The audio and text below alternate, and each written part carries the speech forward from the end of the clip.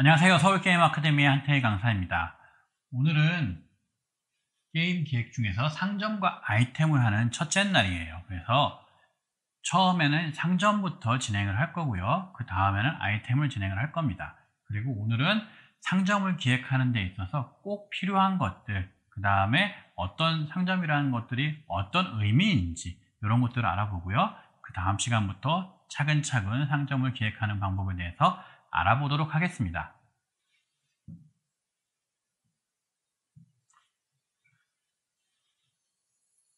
자, 오늘은 상점에 대한 개요 부분에 대해서 한다고 그랬었잖아요.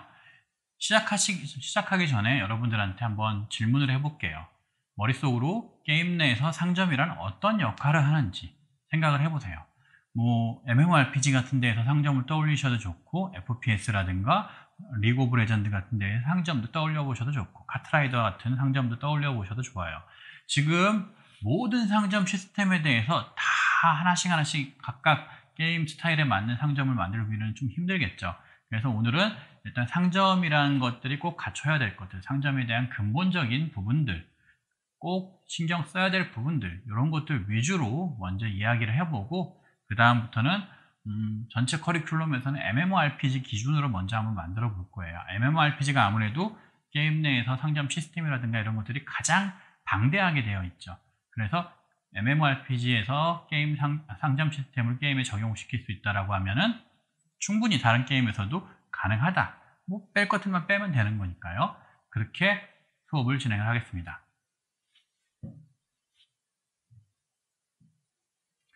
자, 상점의 개요에 대해서 지금부터 조금 알아보겠습니다. 먼저 상점이라는 게 존재를 하려면은 뭔가 상거래 시스템이 진행이 돼야 될 거 아니에요. 우리가 고대로부터 지금까지 뭔가 상거래 시스템이 될 때 옛날에는 조개껍질 같은 것들도 있었고 상품 통보 같은 걸로도 주고받았었죠. 이게 하는 역할이 뭐였어요? 바로 화폐로서의 역할이죠. 물건과 물건을 물물 교환하는 것이 아니고 물건의 가치를 화폐로 판단을 해가지고 그 화폐로서 거래를 하는 이런 시스템이 되는 거죠. 게임 내에서 그냥 주고 그냥 넣고 하는 거라고 하면 상점이라고 볼 수는 없다는 거죠. 그래서 먼저 화폐가 존재를 해야 되고, 그리고 각 게임마다 상점이 하는 역할들이 다릅니다. 퀘스트를 주는 경우들도 있고, 그냥 사고 팔기만 되는 것도 있고, 사기만 하는 경우들도 있고, 또는 아예 몇 개를 샀더니 솔드아웃 돼버리는 경우들도 있고, 이런 것들이 기본적으로 어떤 형태의 상점을 만들지 적용을 하고, 그거에 따른 기본 시스템들, 그리고 그 상점을 진행하기 위한 기능들, 이런 것들이 먼저 선행돼야 된다. 이게 갖춰져야 되고요. 또한 기능들이 대략적으로 있었으면 어떤 모양으로 만들지, NPC를 클릭해가지고 상점 창이 떠서 거기서 UI를 통해서 거래를 할지, 아니면은 캐릭터가 직접 거래를 할지, 이런 것들도 생각해 보셔야 되고요. 상점이 진행되는 기본적인 흐름들도 알아봐야겠죠. 그리고 상점을 구성을 하려면 그 안에 우리가 어떤 것들이 들어가야 될지 생각해 봐야 되죠. 예를 들면 우리가 편의점 하나를 한다. 물론 여기 저도 편의점을 해본 적은 없고 여러분들도 해본 적은 없을 거예요. 근데 편의점을 한다라고 생각하고 머릿속으로 떠올려 보세요. 물품을 구매를 해야겠죠. 어디선가 받아오겠죠. 그럼 우리 편의점에 뭘 팔고 있는지 리스트가 있어야 될 거예요. 이런 것들을 이제 게임 내에서도 존재합니다. 이건 머천트 리스트라고 해서 게임 내에 상점이 하나만 있는 게 아니고 여러 군데 있다라고 하면은 A라는 편의점, B라는 편의점, C라는 편의점에서 각각 뭘 팔고 있는지, 이런 것들이 본사에서는 체크가 되고 있어야 되죠. 그래야 이게 발주가 났을 때 이런 것들을 보내주고 그런 걸 할 수가 있을 거 아니에요. 이게 바로 상점 데이터 구성이라고 보시면 되는 거고요. 거기에서 상점에서 어떤 UI가 들어가고 어떤 리소스가 들어갈지 이런 것들도 신경 써야 되고, 상인이 있어요. 편의점의 주인이 있겠죠. 점장이 있겠죠. 그 점장한테 가가지고 나 사고 싶습니다. 이런 식으로 진행을 할 수 있다는 거예요. 물론 그렇지 않은 형태의 상점들도 많이 있습니다. 하지만 아까 말씀드렸다시피 우리는 MMORPG 기준으로 진행을 하기 때문에 어떠한 상점이 있고 그 상점을 운영하는 NPC가 있다라고 가정을 하고 할 거예요. 만약에 없는 형태로 갈 거면 UI의 어떤 상점 버튼 이런 것들로 대체가 되겠죠. 그리고 판매 품목 같은 거 이런 것들도 정리를 데이터를 해놔야 게임 내에서 그게 구매하고 판매하고 이런 게 진행이 될 겁니다. 자, 그래서 본격적으로 조금씩 알아볼 건데 화폐라는 게 무엇이냐? 화폐의 개념 안에는 통화뿐만 아니라 물물 교환도 있을 수 있습니다. 예를 들면 게임 내에서 한판 플레이 할 때마다 뭔가를 줘요. 그 주는 게 예를 들면 토큰 같은 거, 토큰이라고 해가지고 어떤 티켓 같은 거라고 보시면 되겠죠. 이런 티켓을 모아줘.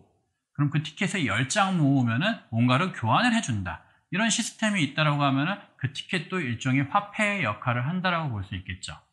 그리고 게임 내부에서 주로 사용되는 화폐, 보통 골드 이런 것들 많이 쓰죠. 게임 내에 따라 옛날에 싸이월드에서 도토리 같은 것들도 일종의 화폐라고 볼 수 있고요. 게임 내에서 사용되는 화폐의 종류가 무엇이 있을까? 게임 외부에서 사용되는 화폐. 자, 요즘에 TV 보니까 어린 연예인들이 큰 나이 든 연예인들한테 부러운 게 뭐냐 물어봤더니 현질을 할 수 있어서 좋더라. 이런 어른들이 현질하는 데 있어서 그냥 물건 사듯이 쉽게 할 수 있으니까 그런 것들을 부러워하고 이런 것들도 있더라고요. 자, 현질.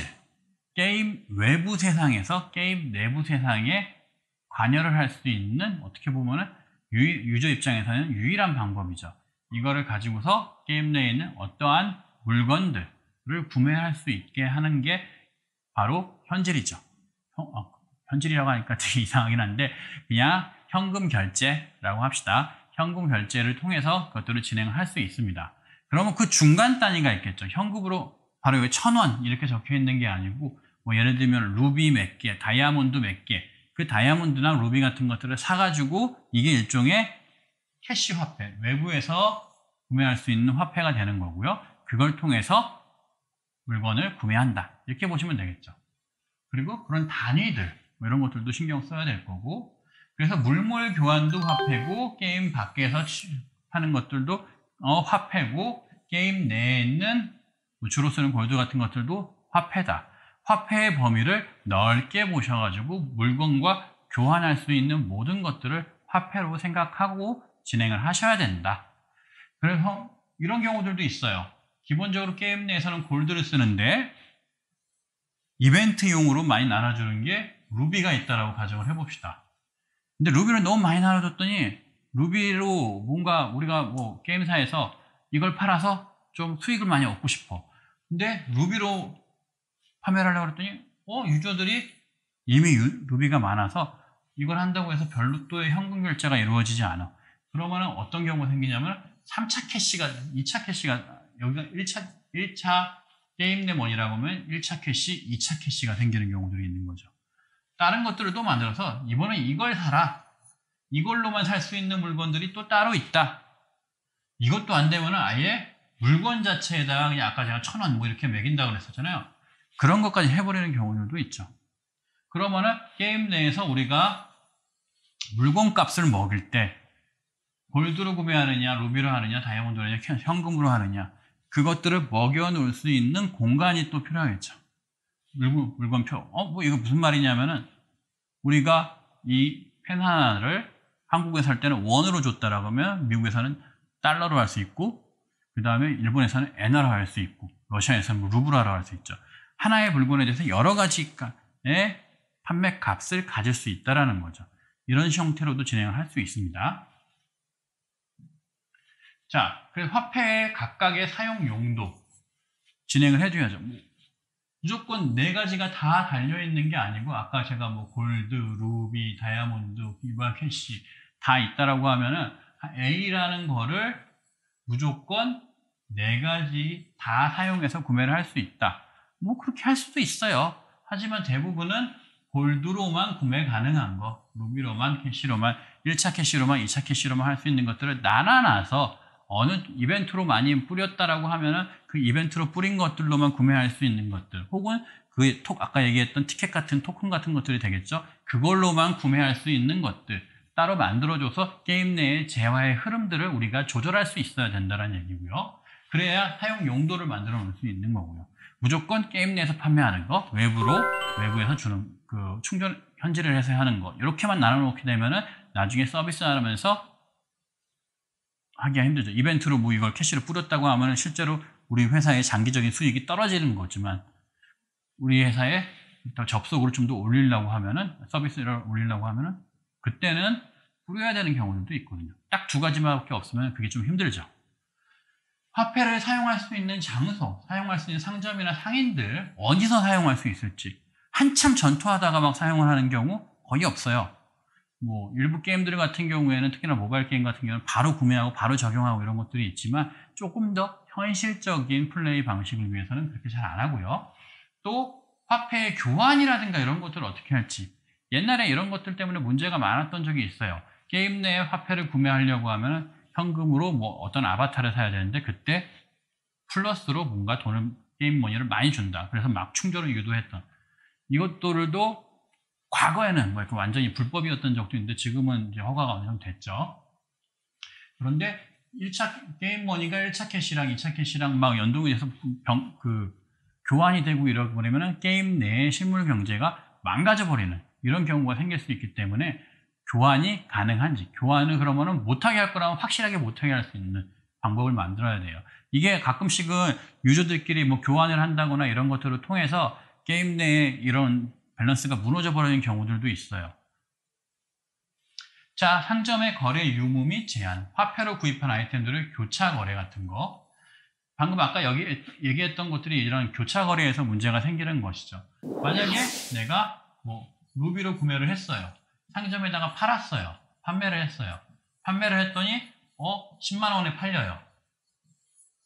게임 내에서 10만 원을 얻으려면 3시간을 해야 돼요. 그럼 루비를 충전해서 진행을 한다라고 하면 훨씬 더 빠르게 진행이 돼요. 그러면은 이걸로 통해서 판매하고 이거를 얻는 방법도 생길 수가 있다는 거죠. 왜냐면 캐시로 얻은 것들을 판매가 가능하게 설정을 해버렸으니까. 이런 것들을 그래서 다 감안을 해야 된다는 거예요. 자, 상점 기획서나 아이템 기획서나 뭐 나중에 하게 레벨 디자인 기획서나 뭐 전투 기획서나 이런 것들은 상세 기획에 해당돼요.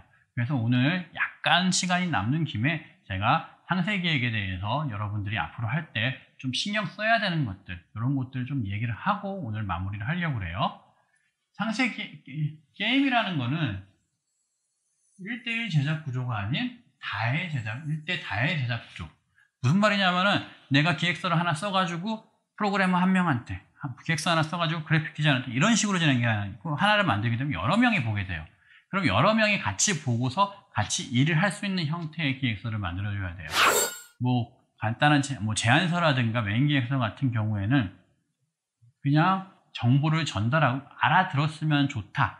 이 정도로 끝날 수 있는 기획서들도 있어요. 왜냐하면 바로 그걸 가지고 게임을 만들어야 되는 입장이 아닌 기획서들도 있다는 거예요. 하지만 상세 기획서 같은 경우에는 실제로 개발자들이 그걸 보고서 개발을 하라고 만드는 기획서거든요. 그렇기 때문에 확실하게 여러 사람이 보고서 팀워크를 발휘할 수 있는 쪽으로 얘기를 해야 됩니다. 혼자 만드는 것보다는 당연히 여러 명이 만드는 게 훨씬 더 빠르고 정확하고 큰 작업을 할 수가 있으니까요. 자, 그래서 각 상황에 맞게 다양한 종류의 기획서를 작성해서 그 사람들한테 정확하게 일을 할 수 있게 해주는 게 가장 중요하다고 할 수 있습니다. 예를 들면 기획팀한테는 설정 기획서라든가 시스템 기획서라든가 밸런스 기획서 같은 걸 줘가지고 게임 내에서 뭐 밸런스 툴을 이용하든가 아니면 데이터 테이블을 만져서 실제로 작업을 할 수 있는 형태로 만들어줘야 되는 거고요.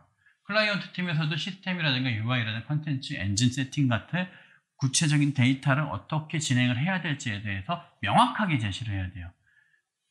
기획자를 꿈꾸는 분들이 많이들 실수를 하는 게 나는 어떤 아이디어 있으니까 이런 것들 말하고 이런 식으로 하자라는 정도만 얘기를 해주면 나머지는 마치 개발자들이 알아서 해줄 것처럼 생각하시는 분들이 있어요. 안 그래요. 기획자가 정확하게 뭘 어떤 식으로 1번 하고 그 다음에 2번 하고 3번을 하셔야 됩니다 라고 말해줄수록 게임 개발은 정확하게 나오고 빨라집니다. 정확히 해야 된다는 얘기를 계속 하고 있는데 만약에 내가 디자인을 하나 3명한테 부탁을 했는데 한 사람은 아이템을 만들고 있고 한 사람은 캐릭터, 한 사람은 배경을 만들고 있어요. 사실은 다 아이템 만들어 달라고 했는데 이러면 어떻게 되겠어요? 배가 산으로 가는 거죠. 그런 일이 없게 쉽게 만들어주는 역할이 바로 기획서의 역할이고 기획자의 역할입니다. 이런 일이 과연 있을까 싶은데 제가 조금 과장을 하긴 했지만 비슷한 일들은 게임을 만들다 보면 정말 많이 일어납니다. 그래서 최대한 오해가 없고 정확하게 일을 할 수 있게 기획서를 만들어주는 게 기획자의 역할이다. 이렇게 보셔도 되고요. 그 외에 뭐 서버팀에서 해야 될 일, 그래픽팀에서 해야 될 일들을 정확하게 전달을 꼭 해주셔야만 그게 상세 기획서의 역할이 되는 거고, 목적이 되는 거고요. 이렇게 생겼어요. 이런 식으로 해주세요가 아니고 정확하게 이렇게 만들어주세요. 어떤 방식으로 만들어주세요. 버튼을 누르면은 창이 뜨고 그 창에서 뭔가를 선택을 하면은 그게 데이터 점수 뭘로 변환이 되게 해주세요. 뭐 내가 가지고 있는 능력치 포인트를 딱 누르면은 실제 데이터 어디에 DB에 적혀지고 이런 것들까지 명확하게 알려줘야 된다는 얘기입니다. 그리고 여기다 제가 할 얘기는 처음부터 완벽한 문서는 없어요. 그리고 A라는 회사에서 다녔을 때 여기서 이런 식으로 기획서를 작성했더니 너무 좋았다.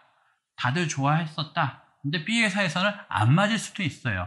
그 회사의 게임 개발자의 성향이라는 게 다르기 때문에 게임 개발이라는 게 완벽한 시스템화해서 요이 땅 해가지고 하나씩 다 설계를 하게 각자 할 일들을 만들고 그거를 조합하게 되면 끝. 이런 형태라면 정말 좋겠지만 그렇지가 않아요. 왜냐하면 게임이라는 건 확실한 재미를 만들어내야 되는 거잖아요.